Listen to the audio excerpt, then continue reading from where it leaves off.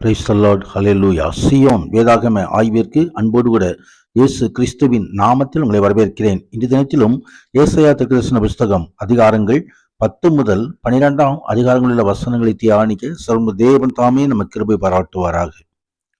இங்கே 10வது அதிகாரத்திலே அசரியாவின் மீது தேவனுடைய நியாய தீர்ப்பு வெளிப்படுவதை நாம் இங்கே பார்க்கிறோம். கர்த்தருக்கு மகிமை உண்டாகும். தேவனற்ற தனது மக்களை தண்டிக்க தேவன் அசரியாவை உபயோகப்படுத்தினார். ஆனால் இப்பொழுது அவர்களின் பெருமையினாலும் முரட்டாட்டத்தினாலும் அசிரியர்களை அவர் தண்டிக்க சித்தம் கொண்டார். எனவே ஏசாயா அசிரியர்களுக்கு வரப்போகும் அழிவை குறித்து தீர்க்க தரிசனம் உரைத்ததை நாம் இந்த பகுதியிலே பார்க்கிறோம். எருசலேமை சுற்றி வளைத்த அசிரியர்களில் 1,85,000 இராணுவத்தினரை கர்த்தருடைய தூதன் சங்கரித்ததை இங்கே ஏசாயா 37 அதிகாரத்திலே காணப்படும். இந்த தீர்க்க தரிசனம் அங்கே நிறைவேறினது. இங்கே சொல்லப்பட்டதான தீர்க்க தரிசனம் அங்கே நிறைவேறினது. கர்த்தருக்கு மகிமை உண்டாவதாக.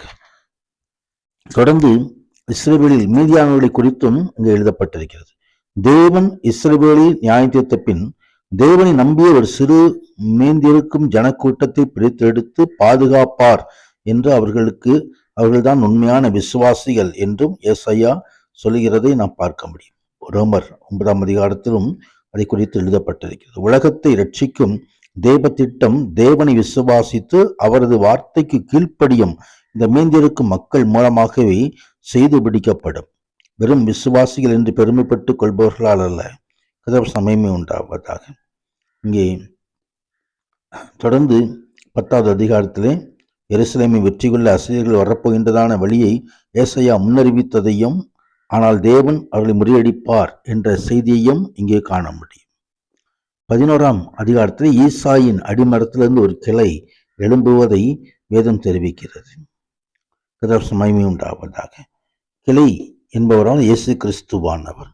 அவரால் ஆளப்படுகின்ற வருங்கால புதிய உலகை பற்றிய மகிமையான ஒரு வர்ணனையை ஏசாயா இங்கே கொடுக்கிறார். கிளை என்னும் அர்த்தமுள்ள நெட்சர் என்னும் எபிரேய பதத்திலிருந்து நாசரேத்து என்னும் ஊரின் பெயர் முளைத்தது. நஸ்ரேயன் என்று அழைக்கப்பட்ட இயேசுவை நாசரேத்திலிருந்து வந்தவர் அல்லது கிளை மனிதன் என்று சொல்லலாம். ஈசாயின் அடிமரத்திலிருந்து துளிக்கின்ற கிளையாக இருப்பார் என்று தாவீது வம்சத்தாரி வருவார் என்றும், அங்கே தாவீதின் குமாரன் என்று அழைக்கப்படுவார் என்றும் அங்கே வேதத்திலே நாம் பார்க்க முடியும். அதற்கு மகிமை உண்டாவதாக. ஏசாயா சொல்லி ஒரு 700 ஆண்டுகளுக்கு பின்பதாக தீர்க்கதரிசனம் இயேசு கிறிஸ்துவிலே இயேசு கிறிஸ்துவன் பிறந்த பொழுது நிறைவேறினது. அதற்கு மகிமை உண்டாவதாக. இன்னும் கர்த்தருடைய ஆவியானவர் அவர்மேல் தங்கியிருப்பார். ஜனங்களுக்கு முழு ரட்சிப்பை அருளும் தேவனுடைய சித்தத்தை நிறைவேற்றும்படியாக மேசியா பரிசுத்த ஆவியானவரால் பலமாக அபிஷேகம் பண்ணப்பட்டார். அதற்கு மகிமை உண்டாவதாக.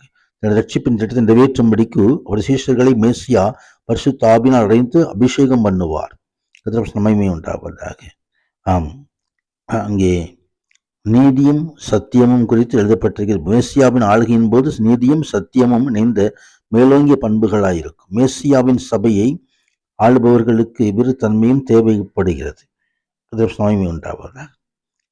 தொடர்ந்து அங்கே 1000 ஆண்டு அரசாட்சியில் நடைபெறுவதான காரியங்களை குறித்தும் தீர்க்க தரிசனமாய் சொல்லப்பட்டிருக்கிறது. கிறிஸ்துவின் காலத்திலே பகையற்றதாகவும் கொடுமை இல்லாததாகவும் வஞ்சகமற்றதாகவும் இருப்பதை, மிருகங்கள் மத்தியுள்ள அமைதியான பண்பு அங்கே 6வது வசனத்தில் சொல்லப்பட்டபடி ஓநாய் ஆட்டுக்குட்டியோடு தங்கும், புலி வெள்ளாட்டுக்குட்டியோடு படுத்துக் கொள்ளும், கன்றுக்குட்டியும் பாலசிங்கமும் காளையும் ஒருமித்திருக்கும், ஒரு சிறு பையன் அவைகளை நடத்துவான் என்று சொல்லி எழுதப்பட்டிருக்கிறது நாம் பார்க்கிறோம். நம்மைமே உண்டாவதாக. 10வது வசனத்துல காலத்தில் நடக்கிறதான்னு இருக்குது. காலத்தில் ஜனங்களுக்கு கொடியாக நிற்கும் ஈசாயின் வேருக்காக ஜாதிகள் விசாரித்து கேட்பார்கள். அவருடைய தாபரஸ்தங்கள் மகிமையாயிருக்கும். மெஸ்ஸியாவின் ஆளுகையின் இறுதி நாட்களில் இயேசு கிறிஸ்துவை ஏற்றுக்கொள்ளும் யூதர்கள் அவருடன் சேர்த்து கொள்ளப்படுவார்கள். இஸ்ரவேல், யூதா இவற்றின் மீட்பு இவற்றை உள்ளடக்கியதாக இருக்கிறது என்பதை இந்த பகுதி நமக்கு காட்டுகிறது. மகிமை உண்டாவதாக. தொடர்ந்து 12வது அதிகாரத்தில் துதி பாடல் கொடுக்கப்படுகிறதை நாம் பார்க்கிறோம். அக்காலத்தில் நீ சொல்வது, கர்த்தாவே நான் உம்மை துதிப்பேன். நீர் என்மேல் கோபமாயிருந்தீர், ஆனாலும் உம்முடைய கோபம் நீங்கிற்று, நீங்கள் தேற்றுகிறீர். மெஸ்ஸியாவின் உலக ஆளுகையின் ஆரம்பிக்கும் போது தேவனுடைய பிள்ளைகள் அவரை துதிப்பார்கள். அவருடைய நித்திய நீதியின் ஆளுகை விசுவாசித்து எதிர்பார்த்திருக்கும் இக்காலத்திலேயே நாம் ஜெபிக்க வேண்டும். அந்த நாள் வரும்போது நாம் துதியின் பாடலை நாமும் கூட சேர்ந்து பாட முடியும். மகிமை உண்டாவதாக. நீங்கள் ரட்சிப்பின் ஊற்றுகளிலிருந்து மகிழ்ச்சியோடே தண்ணீர் மண்டு கொள்வீர்கள். மகிமை உண்டாகும். ரட்சிப்பு உண்டாயிருக்கும்.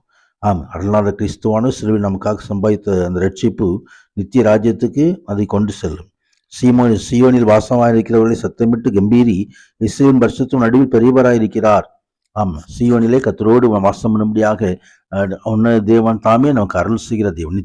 நித்திய காலமாய் சீயோனிலே வெள்ளை உடை தரித்தவர்களாய் நிலையங்கி தரித்தவர்கள் தேவனுடைய சமூகத்திலே குறித்தொலை பிடித்தவர்களாய் புதுப்பாட்டு பாடுகளாய் அவரோடு கூட நாம் நினைத்திருக்கும்படியாக யோபான் கண்டு தரிசனத்திலே அந்த கூட்டத்திலே நாமும் கூட இருக்கும்படியாக கர்த்தர் தாமே கிருபை செய்கிற தேவனாக இருக்கிறது. தேவன் தாமே நம் நித்திய ஆசீர்வாதங்களை நம்மை ஆசீர்வதிப்பாராக. மகிமையின் கர்த்தர் கூட இருப்பாராக. அவரது மகிமையான காரியங்களை வெளிப்படுத்துவாராக. பரிசுத்த நாமத்துக்கு மகிமை உண்டாவதாக.